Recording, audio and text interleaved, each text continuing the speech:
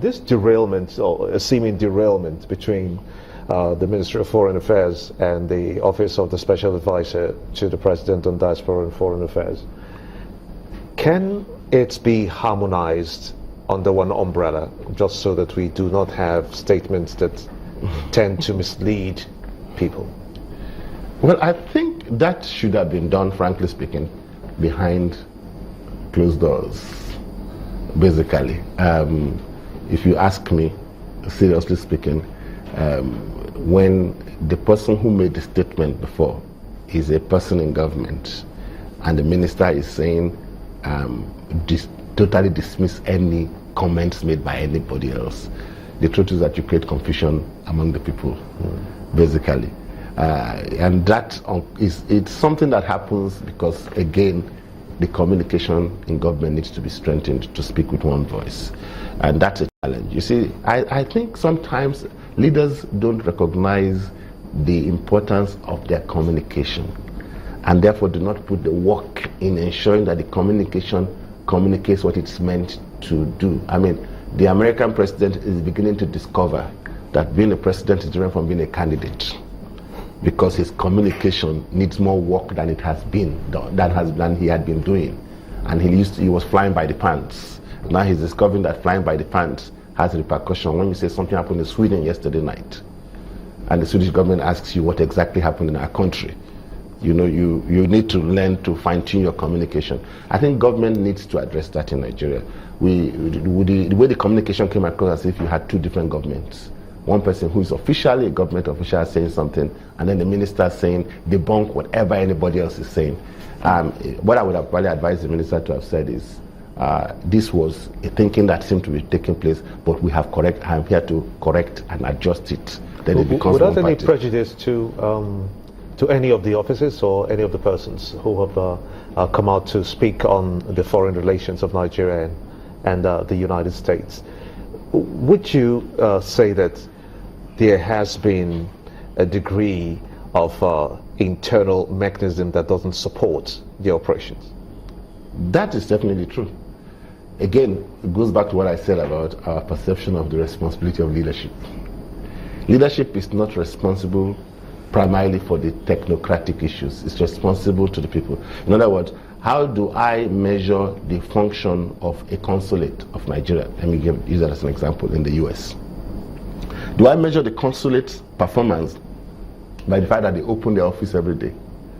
Or do I measure the consulate's performance by the fact that their services are such that the Nigerians in that community feel good and our visitors feel good? We had a program in Abuja about a month plus ago, and every one of the international guests that came, and many that could not come, had problems with getting visa.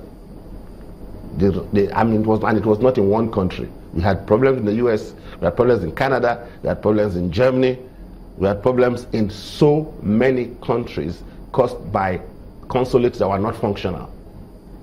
So the question you have to ask yourself at the end of the day is, how do you determine success? What are your key KPIs, key performance indicators that you set out? And among them, the ultimate umpire. Oren Harari, Nick Imparato wrote a book which they talked about called Jumping the Curve. And they said the ultimate umpire is the public, the customer, the man that you serve. So you assess the quality of the delivery of what you're doing based on who you are supposed to be serving. And that's where the problem is. That's where we have a disconnect in Nigeria. We're not absolutely sure who we're serving. So you're talking about our foreign affairs matter. For example, you want to apply for a visa to come to Nigeria. I'm talking about when we need investment in Nigeria. And the man has to jump through a hoop to get a visa. I'm not talking about, I'm not blaming this minister, but I'm telling you that's the reality of what happens to people coming to Nigeria. I took people to the airport at the time. They were flying to Singapore. And they spoke 1.5 hours after checking in online. And the man came to me and said, if you guys want investment in Nigeria, I can't spend one. And on top of that, to make matters worse, they asked him for money. Well, do you know there's a problem of getting passports? Also, are you aware of that? I am, totally. What do you think of that problem? And that's part of the problem I'm talking about. My sister lives in Sweden, wanted to come to Nigeria. It took a miracle for her. She got her passport on the last day to come to Nigeria. How did she have to pay to get it? Ultimately, she didn't, but because there was a compassionate case involved, but she had to talk to someone, talk to somebody.